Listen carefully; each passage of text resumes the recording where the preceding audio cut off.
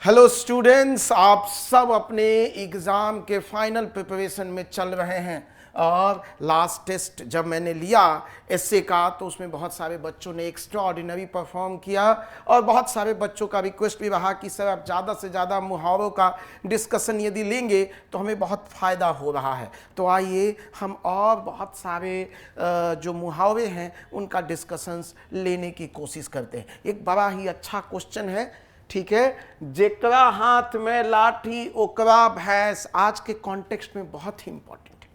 आज के कॉन्टेक्स्ट में एकदम इंपॉर्टेंट है, जहां आप देख रहे हैं रसिया जो है यूक्रेन पे कॉन्फ्लिक्ट कर रहा है, मतलब क्राइसिस है। वहां चाइना ताइवान का कॉन्फ्लिक्ट है। यूएस जो है अदर वर्ल्ड पे टैरिफ लगा रहा है।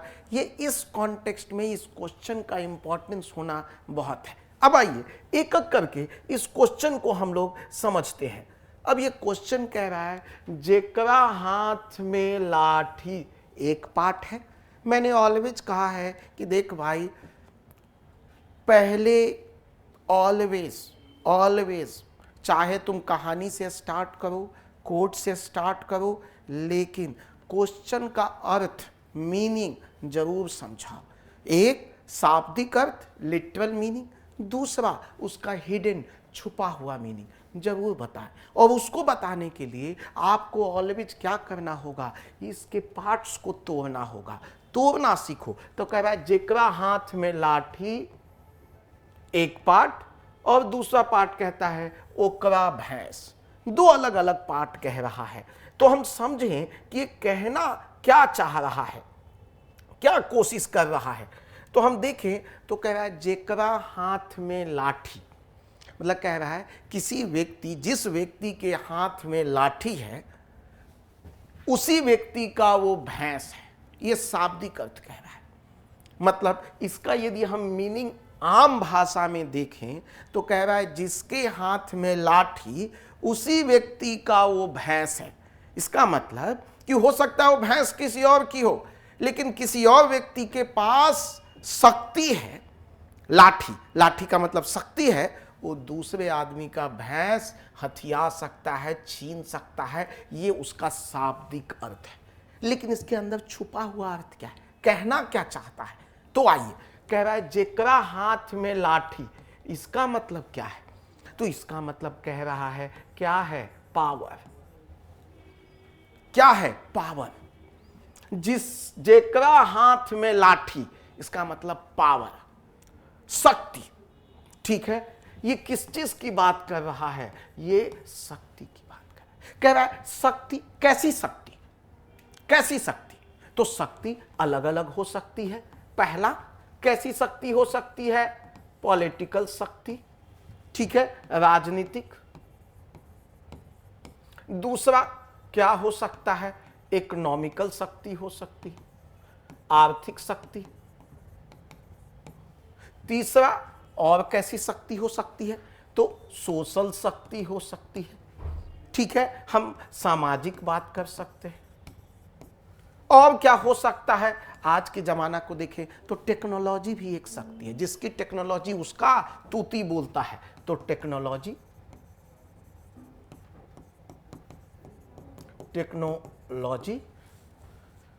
तो कह रहा है जेकरा हाथ में लाठी, तो कह रहा है जिसके हाथ में, ये जो लाठी रिप्रेजेंट क्या कर रहा है, जिसके हाथ में पावर। कैसी पावर, चाहे वो राजनीतिक हो सकता है, आर्थिक हो सकता है, सामाजिक हो सकता है, टेक्नोलॉजिकल हो सकता है। कह रहा है ओकरा भैंस। ओकरा भैंस का मतलब क्या, ओकरा भैंस का मतलब क्या हुआ, उसका मतलब कह रहा है आउटकम। उसका मतलब है परिणाम। ठीक है, उसका मतलब है इन्फ्लुएंसेस। इसका मतलब ओवरऑल कहने का मतलब है जिसके हाथ में शक्ति होती है, चाहे वो शक्ति राजनीतिक हो, आर्थिक हो, सामाजिक हो, टेक्नोलॉजिकल हो या सुपरमैन की शक्ति, जिसके पास भी जो शक्ति होती है आउटकम उसी के फेवर में होता है। ओकरा भैंस मतलब दूसरे की भैंस भी अब आपकी है क्योंकि आप ज्यादा शक्तिशाली हैं। मतलब यहां महत्व किसकी ज्यादा दी गई है? तो यहां महत्व बल की, यहां महत्व शक्ति की। तो कह रहा है जिसके हाथ में ज्यादा शक्ति होगी वो दूसरे की चीज को भी अपना बताएगा तो उसका होगा, इसका मतलब परिणाम, आउटकम ऑलवेज उसके फेवर में जाएगा।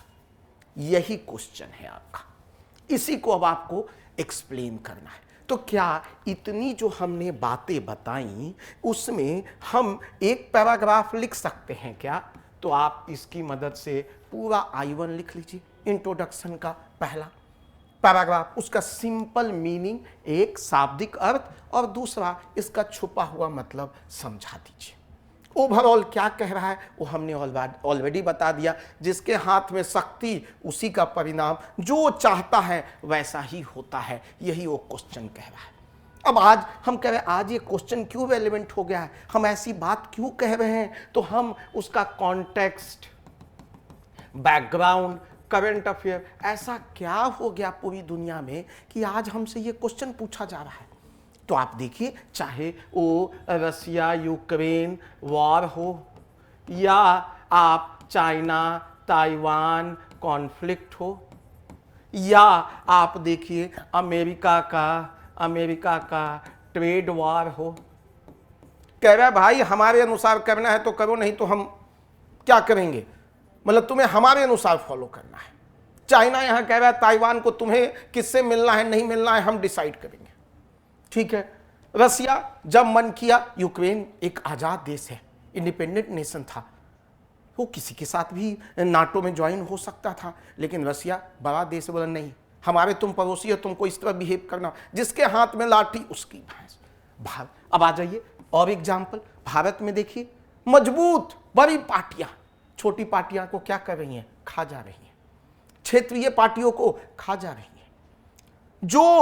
जो गवर्नमेंट है, जो गवर्नमेंट वर्सेस अपोजिशन, यदि गवर्नमेंट के पास एब्सोल्यूट मेजॉरिटी है तो क्या देख रहे हैं, अपोजिशन का कुछ चल ही नहीं रहा है, जो चाहती है वो बिल पास करा देती है।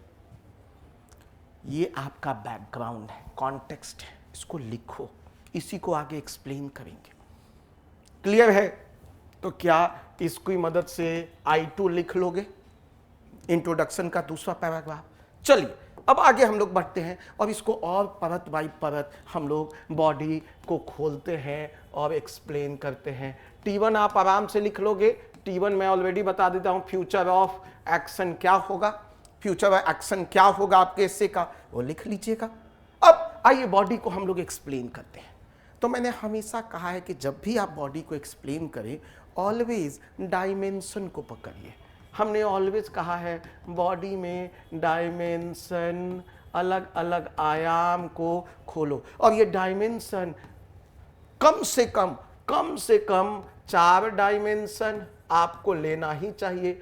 4 से लेकर 7 डायमेंशन तक आप लिख सकते हैं, ठीक है, 4 से 7 डायमेंशन। तो हम देखते हैं कैसे कैसे डायमेंशन को खोलते हैं। तो आइए सबसे पहला हम लोग डायमेंशन पॉलिटिक में पकड़ते हैं, ठीक है। तो हम यहां से बॉडी स्टार्ट हो गया, B1 और B2 हमारा स्टार्ट है, तो हम कहते हैं बॉडी हमारा स्टार्ट है, तो पहला ही डायमेंशन बॉडी का हमारा क्या है, पॉलिटिकल।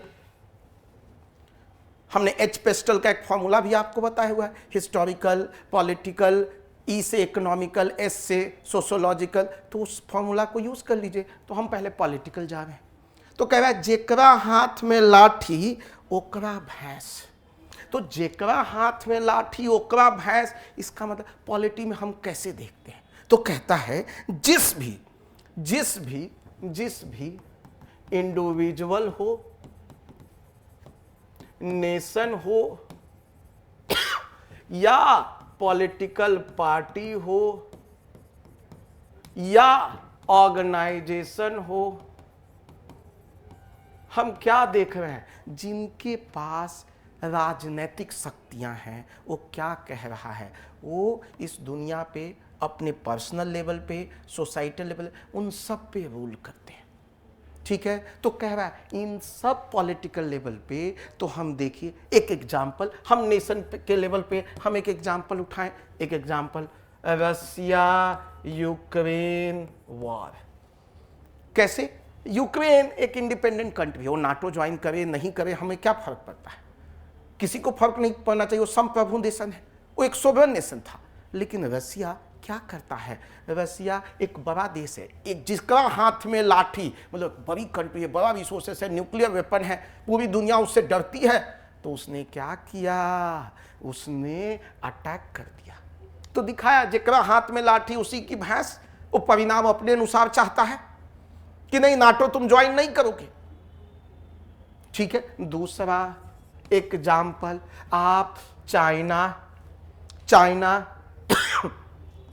ताइवान,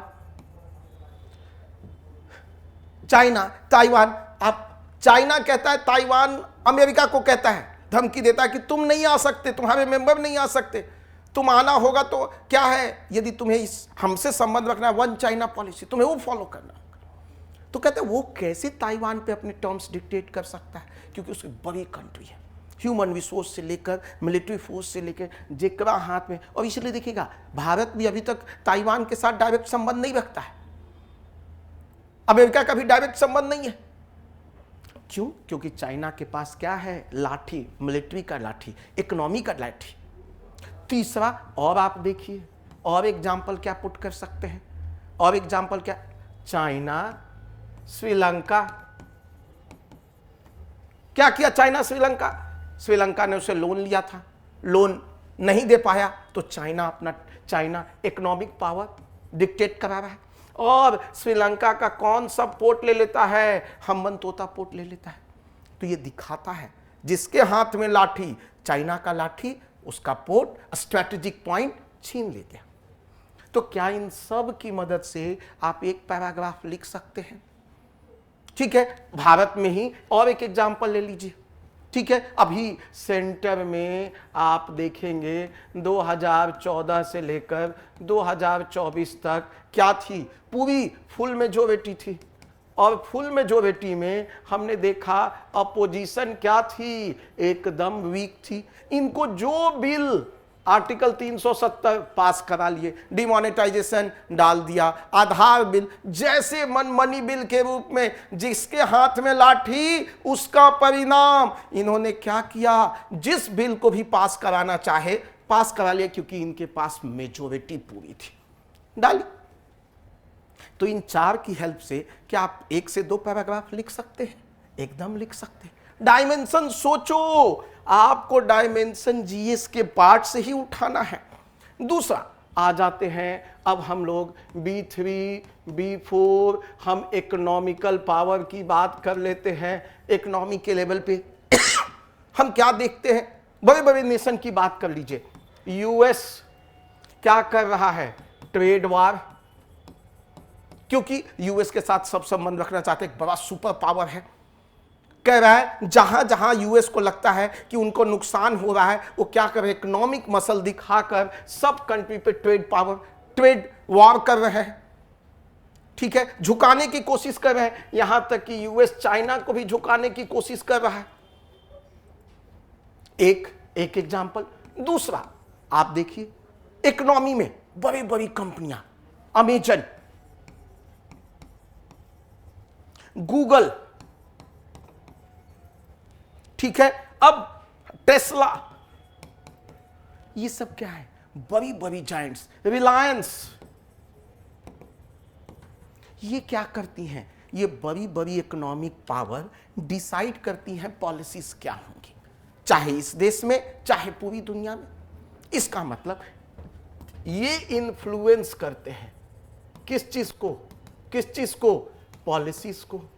ये इन्फ्लुएंस करती है किस चीज को? देखिए बड़े बड़े टेंडर इन्हीं को मिलते हैं। तो इकोनॉमी, क्योंकि इकोनॉमिक मसल्स बहुत ज्यादा है, तो आप इन सब बातों को आप वहां पे आराम से लिख सकते हैं। चलिए आगे बढ़ते हैं। तीसरी पार्ट को हम देखें। तीसरी पार्ट को तो सोशल, जिसके हाथ में लाठी उसका भैंस, सोशल लेवल पे देखें तो किसके हाथ में लाठी है? किसके हाथ? यहां लाठी क्या है? लाठी क्या है? रिलीजन। यहां लाठी क्या है? कास्ट। यहां लाठी क्या है? लैंग्वेज। मैं एक रिलीजन का हूं, ज्यादा एक जगह रहता हूं, तो मैं एक जैसी बातें करता हूं, एसर्ट करता हूं, मैं अपना रूल चलाता हूं। ठीक है, कौन पूजा करेगा, कौन जुलूस निकालेगा, कौन क्या करेगा। सेम वे में कास्ट, यदि डोमिनेंट कास्ट जो वहां होगी वही डिसाइड करते हैं कि वहां का एमएलए कौन होगा, एमपी कौन होगा। तो ये क्या दिखा रहा है? लैंग्वेज। लैंग्वेज पे भी हम डिवाइडेड हैं।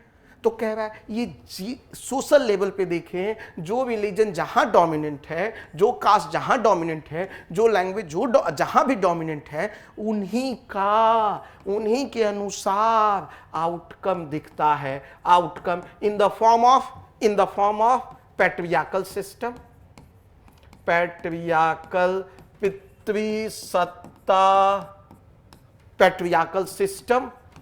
आप देखते हैं norms, gender inequality, caste discrimination, religion discrimination, language discrimination, ये आपको दिखता है। ठीक है, एमएलए कौन होगा, एमपी कौन होगा, मुखिया कौन होगा, ये डिसाइड करता है कि वहां का रिलीजन कॉम्बिनेशन क्या है, कास्ट कॉम्बिनेशन क्या है, लैंग्वेज कॉम्बिनेशन क्या है। आप आराम से, जिसके हाथ में लाठी उसकी भैंस, आराम से 1-2 पैराग्राफ लिख लोगे। ठीक है, और आगे बढ़ते हैं हम लोग, और आगे बढ़ते हैं हम। उसी तरह हम टेक्नोलॉजिकल पावर की बात कर सकते हैं। टेक्नोलॉजिकल पावर, जिसके हाथ में लाठी, गूगल बाबा। आज तक आपने सुना कि गूगल को रिप्लेस करने के लिए कोई और भी ऐसी मशीन आई हो, कोई ऐसी सर्च इंजन आई हो गूगल के अलावा? क्योंकि ये ऑलरेडी मसल्स डेवलप कर चुका है। कोई भी को दबा देता है, क्या करता है, उसको ऊपर ही नहीं आने देता, सारे ट्रेंड्स को ये कंट्रोल करता है। ठीक है, जिस फील्ड में आप चले जाइए, चाहे एडुटेक के फील्ड में या आप टेक्नोलॉजी के फील्ड में, ओपन एआई या अभी डीप सीक, ये सब क्या है? ये सब डोमिनेट कर रहे हैं मार्केट को। ठीक है, अमेजन ले लीजिए, ठीक है, जियो ले लीजिए, ये क्या है? जिसके हाथ में लाठी, 1 साल तक फ्री जियो दे रहा है, तो लाठी पैसे का है, डीप पॉकेट्स है। तो इन सब की वजह से ये डिसाइड करते हैं ट्रेंड क्या होगा। कंपटीशन ऑलमोस्ट क्या करते हैं, मोनोपोली क्रिएट कर देते हैं। किसकी? अपनी। आप बताइए ना, कितने टेलीकॉम कंपनियां भारत में? मुश्किल से 3, 4, 5, उससे ज्यादा तो नहीं है। सबको खा गई है। गूगल के अलावा कोई सर्च इंजन दिखेगा क्या आपको? एडुटेक में भी 2-3 प्लेटफॉर्म आपको दिखेंगे, सब छोटे छोटे प्लेटफॉर्म को खा गए। इनके हाथ में मसल है, टेक्नोलॉजी का, पैसे का, और इसीलिए आउटकम वही लोग बड़े होते जा रहे हैं। आप देखते हैं 1% के पास 40% से ज्यादा वेल्थ है। ऐसा क्यों? तो ये आप लिखेंगे। ठीक है, क्लियर है? होप इन सब की मदद से आप एक अच्छा आंसर लिखेंगे। अब इसी में एक और आपको क्या देना है, एक आपको और डायमेंशन लेना है कि ये सब होने से, तो इसका मतलब ये जो ओवरऑल इससे कह रहा है, ये निगेटिव टर्म में कह रहा है। और ये जो ओवरऑल इससे कह रहा है कि ये जो पावर आया है, ये पावर क्या करेगा, करप्ट करेगा। और इससे क्या होगा, तो इनइक्वालिटी बढ़ेगी, डिस्क्रिमिनेशन बढ़ेगा। इसीलिए हमको क्या करना चाहिए, तो हमको बैलेंस करना होगा, हमको बैलेंस करना होगा। ठीक है, इस पावर को। ठीक है, और पावर को कैसे बैलेंस करेंगे, तो अकाउंटेबिलिटी से, ट्रांसपेरेंसी से, रेगुलेशन से, ठीक है, चेक एंड बैलेंस से। और तब जाकर हम कह सकते हैं कि ऑथोरिटेरियन गवर्नमेंट की बजाय हम जो बैलेंस्ड अप्रोच देखते हैं वो एक डेमोक्रेटिक इंस्टीट्यूशन के रूप में हम देख सकते हैं। आप यहाँ पे उन पॉइंट्स को लेके आएंगे, तो इस तरह आप बॉडी को करेंगे एंड देन कंक्लूजन में आप बातों को लेके आएंगे और कंक्लूजन में आप चीज़ों को बताएंगे कि कैसे चेक एंड बैलेंस की ज़रूरत है, पावर को रेगुलेट करने की ज़रूरत है, और इसके लिए भारत में कौन कौन से इंस्टीट्यूशंस बने हैं, क्या क्या रूल्स हैं, क्या क्या लॉज हैं। ठीक है, आप कंपटीशन कमीशन ऑफ इंडिया की बात कर सकते हैं एंड ओवरऑल बता सकते हैं कि एब्सोल्यूट पावर करप्ट करता है, इसीलिए हमें वहाँ चेक एंड बैलेंस की ज़रूरत है, एक सस्टेनेबल डेवलपमेंट की प्रैक्टिस करनी है। तो इस तरह आप इस एसे को लिखेंगे। कोई डाउट हो तो मुझे चैट बॉक्स में लिखें और मुझे बताएं। Thank you, all the best.